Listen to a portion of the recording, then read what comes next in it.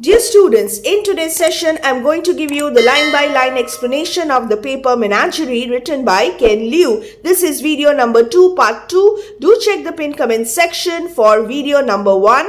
And in the last session, I had stopped here. I pushed the chopsticks and the bowl before me away. Stir-fried green peppers with 5-spice beef. We should eat American food. This was the consequence of his fight with Mark, the American boy from his new neighborhood. I had also discussed self-hatred. I'll continue from here. What is self-hatred? Self-hatred means that individuals are ashamed of the characteristics of the group they belong to. Now, in an American society full of racism, Jack was ashamed of his Chinese face and his Chinese mother who could not speak well. So, racial discrimination made him hate himself. Dad tried to reason. A lot of families cook Chinese sometimes. We are not other families. I looked at him. Other families don't have moms who don't belong. Very important. Now use this quotation whenever you're writing your essay type questions or short answer questions. Jack hated his Chinese mother who could not speak Chinese well. He refused to speak Chinese, eat Chinese food, talk to his mother, and he also locked the paper animals in a shoe box and threw them in the attic. So Jack's resistance to all Chinese things was actually a manifestation of his self-hatred. And he suffered racism. He suffered racial discrimination. As a result of that, he started hating himself. The discrimination against Chinese in American society was internalized into Jack's self-discrimination. Use these expressions in your answers. Internalization of the self-hatred, of the self-discrimination. He was eager to abandon all the Chinese things in his life, and he blamed all the discrimination he had to suffer on his mother, who was a Chinese. He did not question whether the racism against Chinese was correct or not, but was trapped in the feelings of self-hatred and could not find his own identity accurately. Students, whatever I have said till now is very, very important. Use these notes, these reference materials in your answers. Long answer questions and short answer questions. Other families don't have moms, blaming the mother who don't belong. The mother did not fit into the American culture. She was unable to adapt in this culture. He looked away. He looked away. What is the meaning of this? He was distanced. He was alienated from his mother. And then he put a hand on Mom's shoulder. I'll get you a cookbook. Mom turned to me. Boo, ouchie, the food doesn't taste good. English, I said, raising my voice. So this was rebellion. He was rebelling against his mother. Speak English. He wanted her to speak in English. Mom reached out to touch my forehead, feeling for my temperature. The mother was still unable to understand what was wrong with Jack. For Shaula, do you have a fever? Are you not okay? I brushed her hand away. He was turning against his own mother. He did not want her closer to him. I'm fine, speak English. I was shouting, he was yelling, he was rebelling, protesting. Speak English to him. Dad said to Mom. Dad did not make Jack understand his fault. So Dad was also instrumental in shaping the thoughts of Jack. In this family, there is estrangement. There is an emotional aloofness in Dad. He did not love his wife deeply. The mother loved her family very much, but here the dad plays a very crucial role. Instead of making Jack realize his mistake, he was now speaking against his own wife. He was trying to make her adjust and adapt. Mom dropped her hands to her sides. She sat, looking from Dad to me and back to Dad again, trying to grasp the situation. She tried to speak, stopped and tried again and stopped again. You have to make an effort. The mother was finding it really difficult to speak in English, all of a sudden forgetting all about her Chinese roots. You will have to make an effort to fit in, to mix in. Dad said, I have been too easy on you. Jack needs to fit in. Very, very important. Jack needs to fit in. This quotation must be learnt by heart. Use this quotation in your answer. Dear students, if you study like this, you will get good marks. Jack needs to fit in, adapt to the American culture. Mom looked at him. If I say love, I feel here. She pointed to her lips. If I say I, in Chinese, I feel here. She put her hand over her heart. She would be able to express herself more freely and more openly if she spoke in Chinese. But if she spoke English, she would say it quite artificially and she would not be able to express her love and affection towards her family. Dad shook his head. You are in America and you must act like an American, despite your roots. Mom hunched down in her seat looking like the water buffalo when Lahu used to pounce on him and squeeze the air of life out of him. And I want some real toys. As a child, Jack was proud of his paper menagerie, of his paper toys, of his paper animals. But after the racial discrimination, after the episode with Mark, he wanted real toys. He wanted American toys, art versus commercialism. The origami, the paper animals were creations of art, but the artificial, plastic, inanimate, lifeless American toys were considered to be real toys by Jack. Dad bought me a full set of Star Wars action figures. Again, Dad playing a crucial role here. I gave the Obi-Wan Kenobi to Mark. I packed the paper menagerie in a large shoe box and put it under the bed. The next morning, the animals had escaped and taken over the old favorite spots in my room. I caught them all and put them back into the shoe box, tapping the lid shut. But the animals made so much noise in the box that I finally shoved it into the corner of the attic as far away from my room as possible. A complete detachment. He abandoned all things Chinese. He suppressed his Chinese self.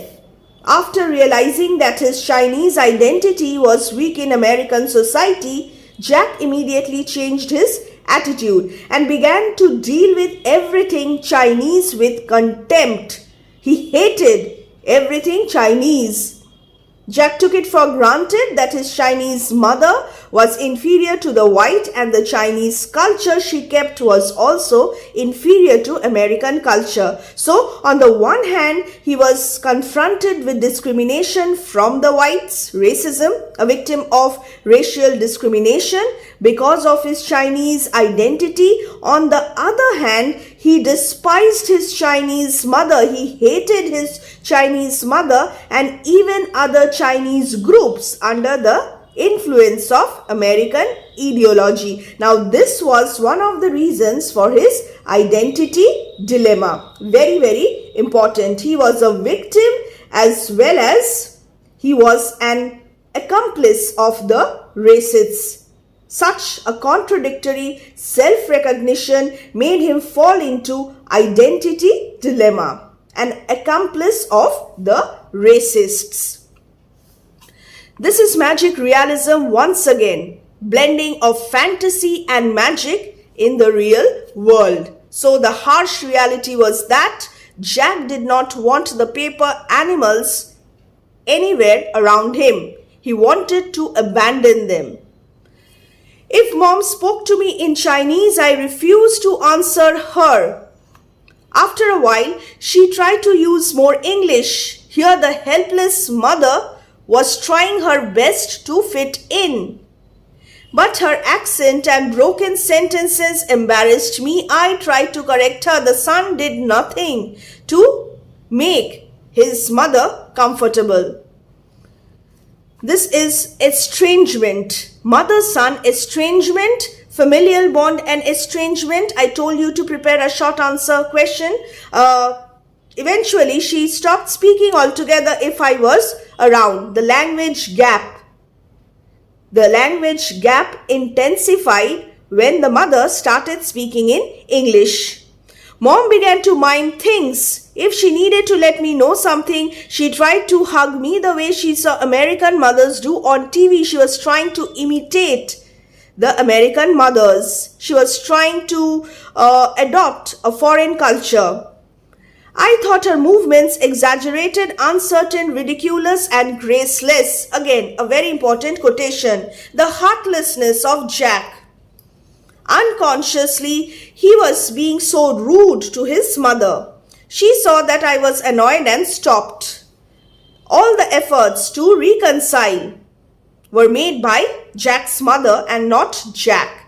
You shouldn't treat your mother that way, Dad said. But he couldn't look me in the eyes as he said it. Why? Because deep in his heart he must have realized that it was a mistake to have tried to take a Chinese peasant girl and expect her to fit in. So the whole story revolves around the concept of fitting in, of trying to fit in a foreign country, in a foreign culture. In the suburbs of Connecticut, there was a huge difference between the rural areas of China and the city life of Connecticut. Mom learned to cook American style. Efforts made by the mother. I played video games. So instead of playing with the origami, instead of playing with his paper animals, he now played video games. Artificiality, lifelessness, consumerism, commercialism. This is the theme. And he studied French. Again, another foreign language. He did not like Chinese language. Ironically, he was now studying French.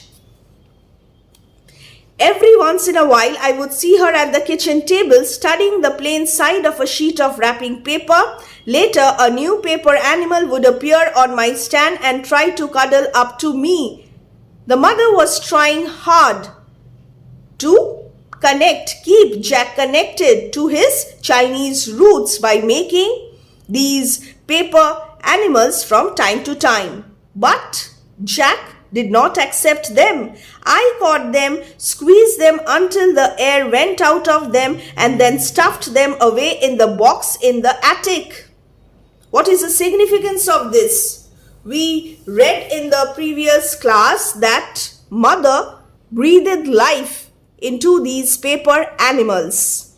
She breathed her life force into these paper animals. But what did Jack do? Jack squeezed them, choked them. Metaphorically, he was choking the emotions, the feelings of his mother. Mom finally stopped making the animals when I was in high school. By then, her English was much better, but I was already at that age when I wasn't interested in what she had to say, whatever language she used. So he was a teenager and there was coldness between the mother and the son. Estrangement in the family. Whenever you're writing this answer, refer to these sections. Use these textual materials. Dad and I stood one on each side of Mom lying on the hospital bed. She was not yet 40, but she looked much older. For years, she had refused to go to the doctor for the pain inside her that she said was no big deal. By the time an ambulance finally carried her in, the deadly disease cancer, had spread far beyond the limits of surgery. The helplessness of the mother. Nobody ever tried to look after her properly. The other members of her family were just trying to fit in.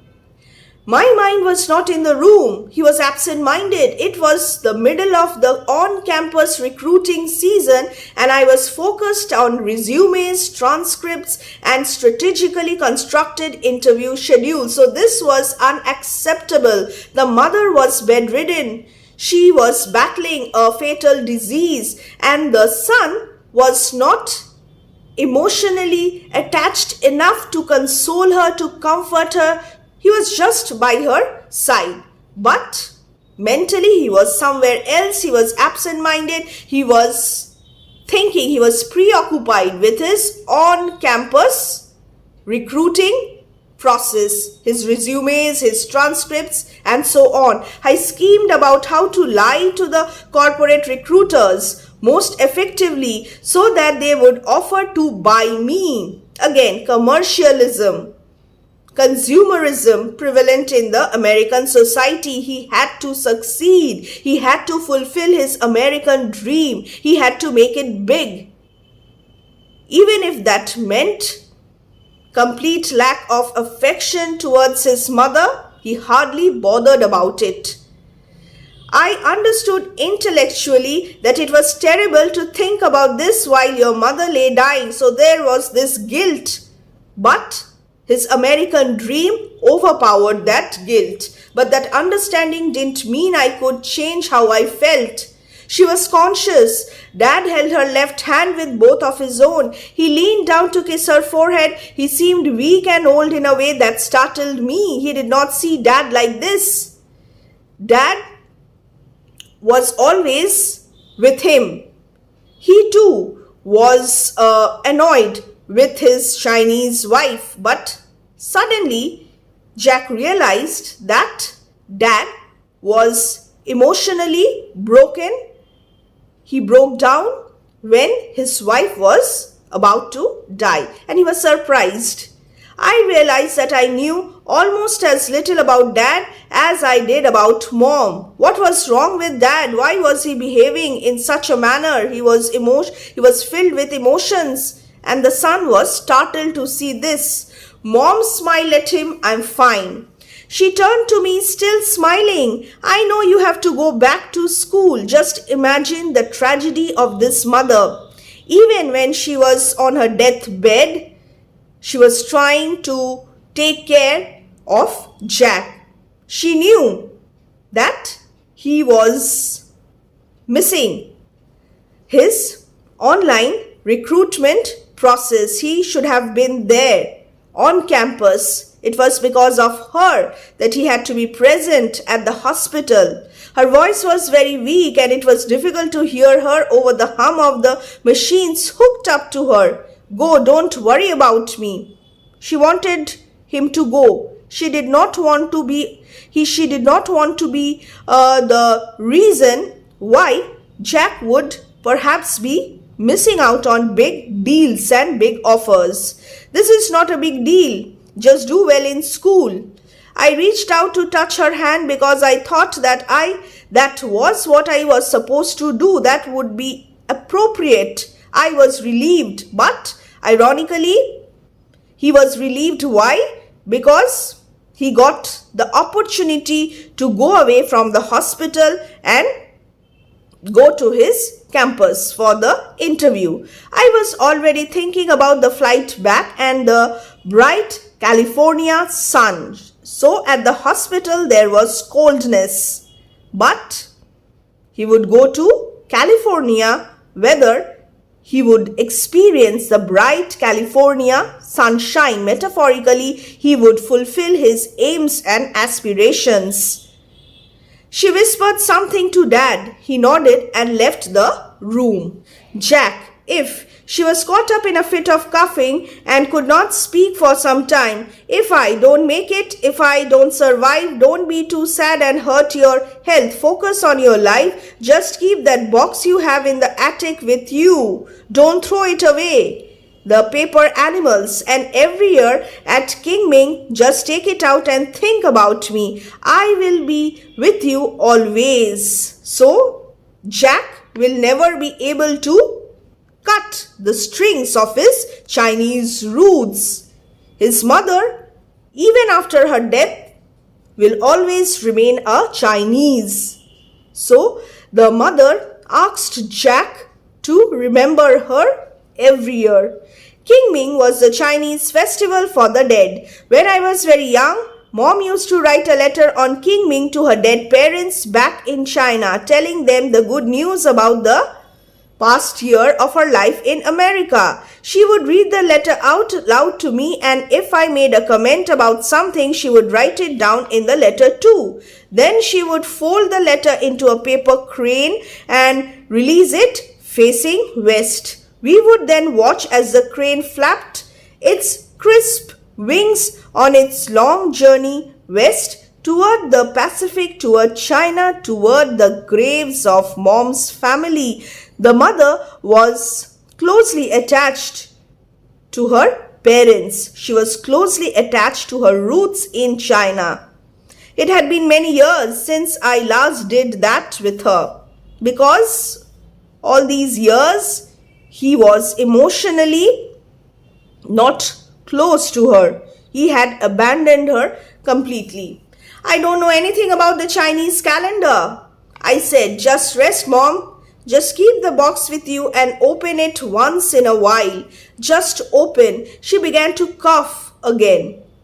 This was his last wish, perhaps. This was her last wish, perhaps. It's okay, Mom. I stroked her arm awkwardly. So, there was this strange awkwardness between the mother and the son. Haiji, Mama, I knee. Her cough took over again. Son, Mom loves you. An image from years ago flashed into my memory. Mom saying I and then putting her hand over her heart. All right, Mom, stop talking.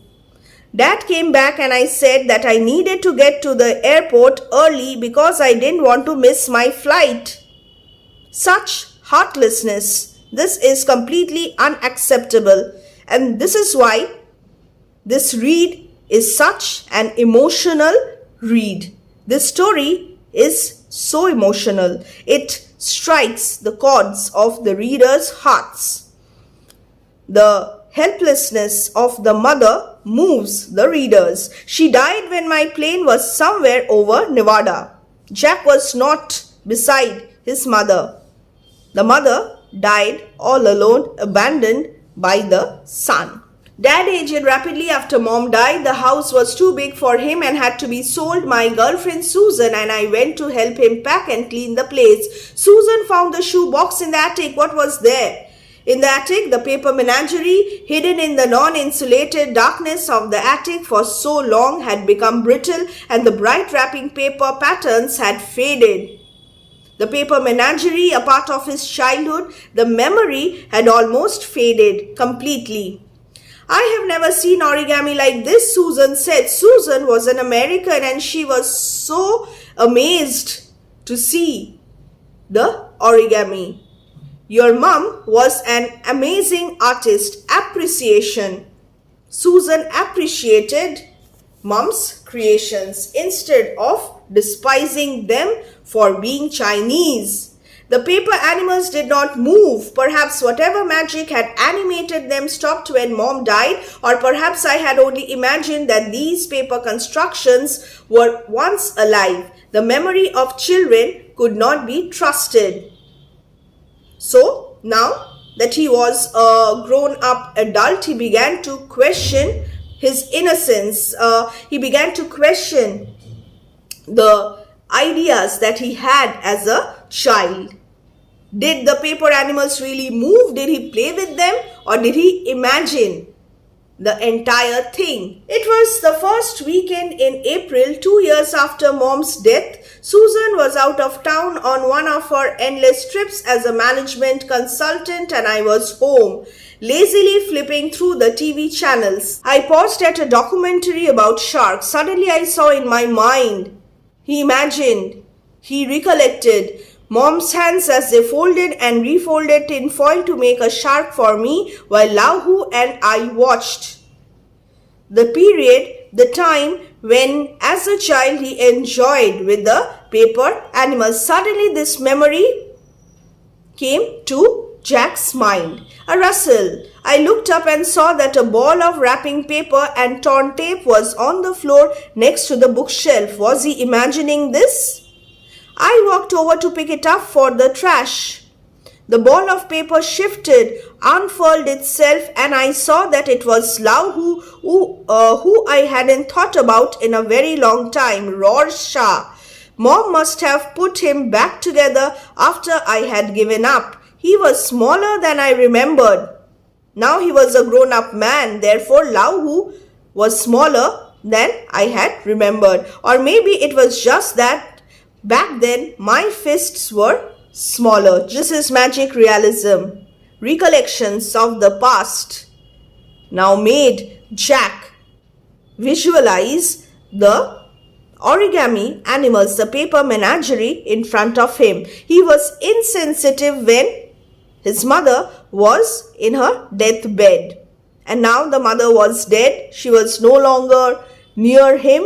She was no longer present. Her absence filled Jack with memories of his childhood. Now Susan's American identity is crucial. Susan had put the paper animals around her apartment as a decoration. She probably left Lahu in a hidden corner because he looked so shabby. I sat down on the floor and reached out a finger. Lahu's tail twitched and he pounced playfully. Just a little while ago he was questioning whether his episodes with Lahu and the other paper animals were just figment of his imagination. But he was grown up now. Was he imagining them? I laughed, stroking his back. Lahu purred under my head. He was now reconnecting with his Chinese self. How have you been, old buddy? Lahu stopped playing. He got up, jumped with feline grace into my lap and proceeded to unfold himself. Magic realism.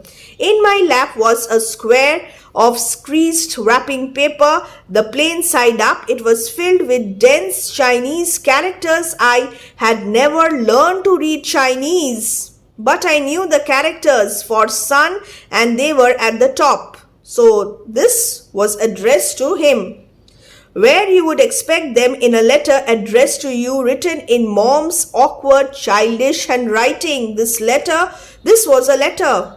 This letter was written to him by his mother. I went to the computer to check the internet. Today was King Ming. Again, irony. Today was King Ming. Remember the mother's words about King Ming? The mother had asked Jack to take out the paper animals every year to remember the dead, to pay tribute to the dead. His mother used to write letters to her dead parents, and now Jack was sitting with a letter written by his dead mother. I took the letter downtown where I knew the Chinese tour buses stopped. I stopped every tourist asking, "Nin hui du?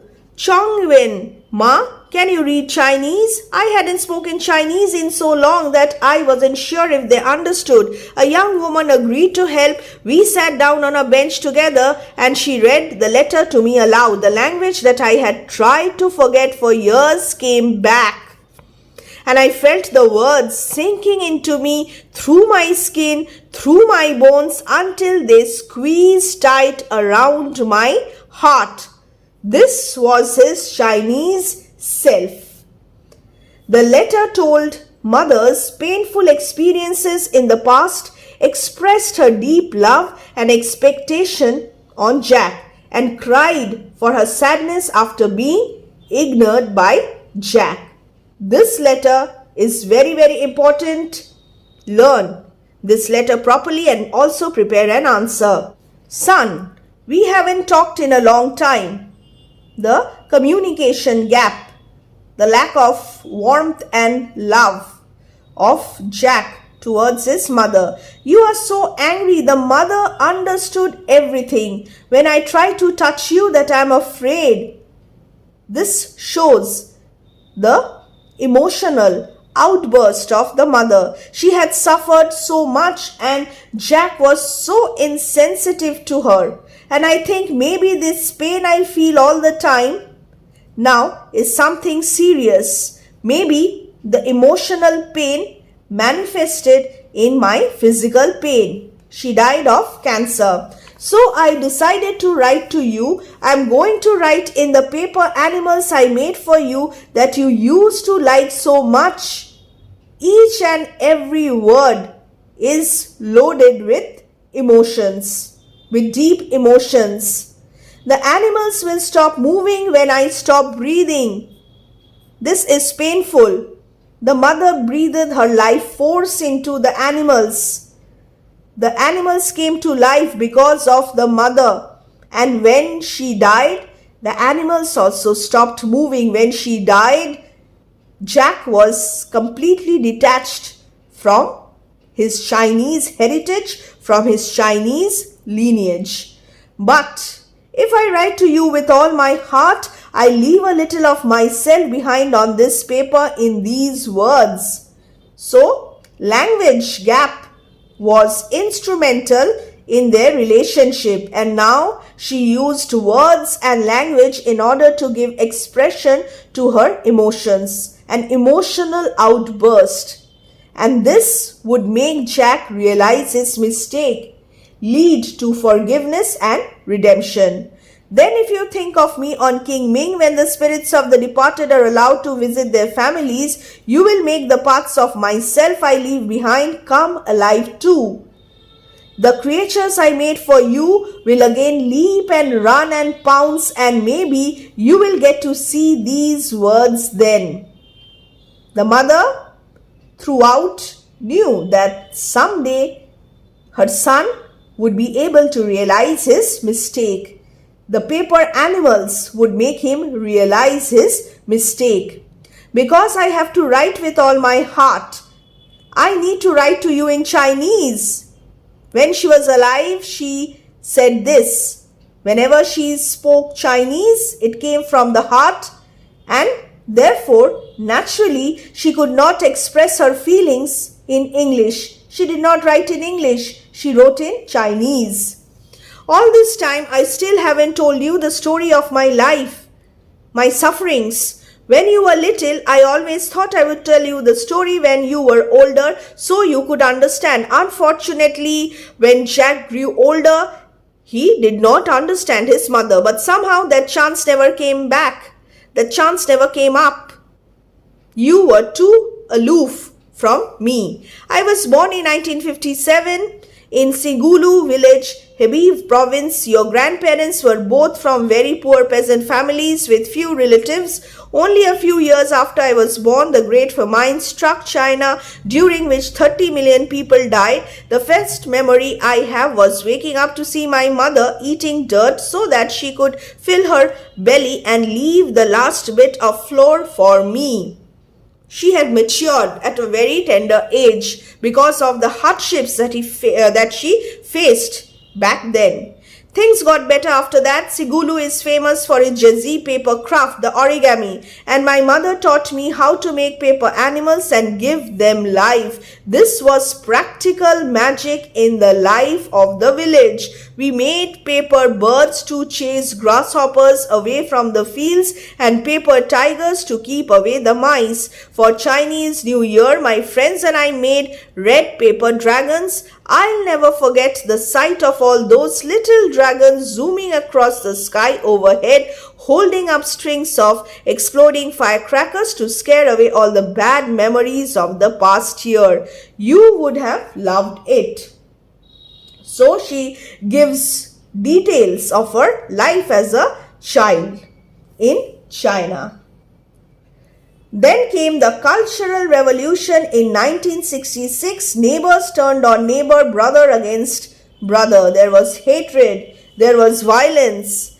Someone remembered that mother's brother, my uncle, had left for Hong Kong back in 1946 and became a merchant there. Having a relative in Hong Kong meant we were spies and enemies of the people, and we had to be struggled against in every way. Your poor grandmother, she couldn't take the abuse and threw herself down a well.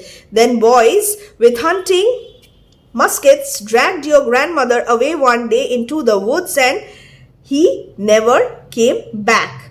Dragged your grandfather away one day into the woods and he never came back. The pathetic end of mother's mother and mother's father.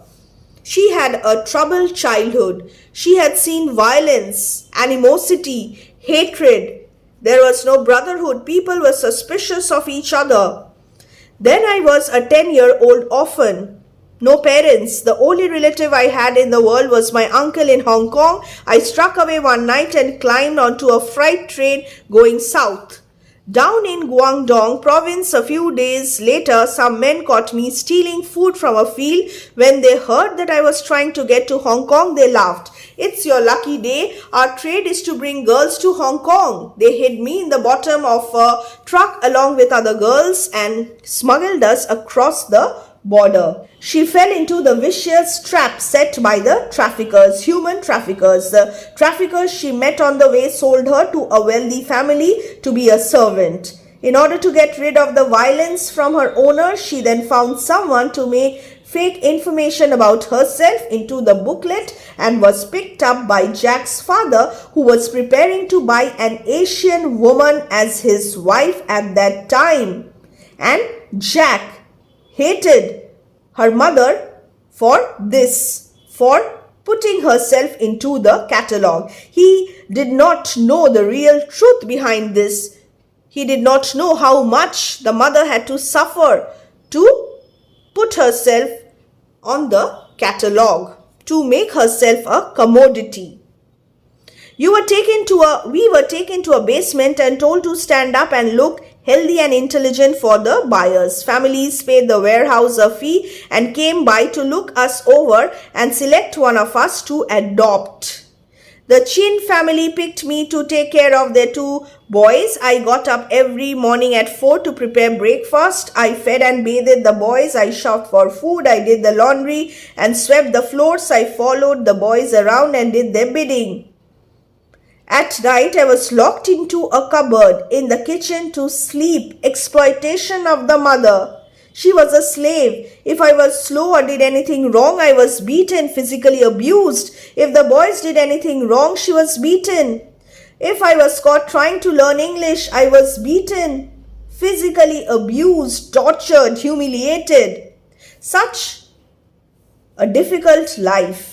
What do you want to learn? Why do you want to learn English? Mr. Chin asked. You want to go to the police. We'll tell the police that you are a mainlander illegally in Hong Kong. You do not have the valid documents to be in Hong Kong. They would love to have you in their prison. He threatened her.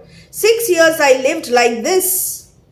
6 years she lived in this hell. One day an old woman who sold fish to me in the morning market pulled me aside. She told me about American men who wanted Asian wives. If I can cook, clean and take care of my American husband, he will give me a good life. So her marriage was not because she wanted to marry, not because she wanted to love somebody. It was not a marriage of love. It was a marriage of convenience. She had to escape from this hellish life.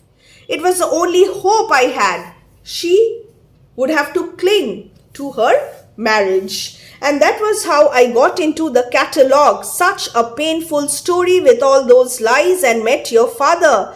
So, all along your father blamed me for duping him. You also hated me. So this is a fact. This is the clear fact. It is not a very romantic story, but it is my story. In the suburbs of Connecticut, I was lonely. Your father was kind and gentle with me. Familial bond and estrangement. And I was very grateful to him, but no one understood me and I understood nothing. So he was a misfit. She was a misfit. Jack's father was a good man. He was a nice man. But because of the different language and the strange living environment, she lived a lonely life. Jack's birth saved her. Jack's face, who was similar to her, who was a part of her, recalled her of her families in homeland. She taught Jack to speak Chinese, made origami animals for him. Teaching Jack Chinese traditions gave her a sense of belonging in a foreign country. Very, very important. However, when Jack grew up, he refused to communicate with her in Chinese, which made her feel sad till her death. But then you were born, the miracle. I was so happy when I looked into your face and saw shades of my mother, my father, myself, the Chinese lineage. I had lost my entire family, all of Sigulu, everything I ever knew and loved. You were part of me. But there you were, and your face was proof that they were real. I hadn't made them up. Now I had someone to talk to. Ironically, tragically, the son stopped talking to her. I would teach you my language, and we could together remake a small piece of everything that I loved and lost. When you said your first words to me in Chinese, that had the same accent as my mother and me, I cried for hours. When I made the first jazzy animals for you and you laughed, I felt there were no worries in the world. You grew up a little, so the child, Jack, was her only support system. But when you grew up a little and now you could even help your father and me talk to each other, I was really at home now. I finally found a new life, a good life. I wish my parents could be here so that I could cook for them, give them a good life too. But my parents were no longer around. You know what the Chinese think is the saddest feeling in the world? It's for a child to finally grow the desire to take care of his parents, only to realize that they were long gone. Ironically, Jack will realize his mistake, but mother was dead. Son, I know that you do not like your Chinese eyes. She knew this, which are my eyes. You rejected me. You rejected your own mother. I know that you do not like your Chinese hair, which is my hair. You were my reflection, and you hated your own reflection. You hated your own mother, your own existence. But can you understand how much joy your very existence brought to me? And can you understand how it felt when you stopped talking to me and won't let me talk to you in Chinese? I felt I was losing everything all over again. Sense of loss. Mother's sense of loss and grief. Why won't you talk to me, son? The pain makes it hard to write. The young woman handed the paper back to me. I could not bear to look into her face. Without looking up, I asked for her help in tracing out the character for I on the paper below Mom's letter. I wrote the character again and again on the paper, intertwining my pen strokes with her words. He wanted to be connected to her, but she was no longer there. She died. The young woman reached out and put a hand on my shoulder, just like mother. Then she got up and left, leaving me alone with my mother, with my realization, with my guilt. Following the creases, I refolded the paper back into Lahu, cradled him in the crook of my arm, and as he purred, we began the walk home. So this home is symbolic of his own home in America and also his Chinese roots back in China. So this is Jack's identity reconstruction after reading the letter. So prepare a long answer. After a long time cold war with mother, Jack finally understood her. He sympathized with mother's sufferings, realized the reason for mother teaching him to speak Chinese, and repented his indifference to his mother for so many years.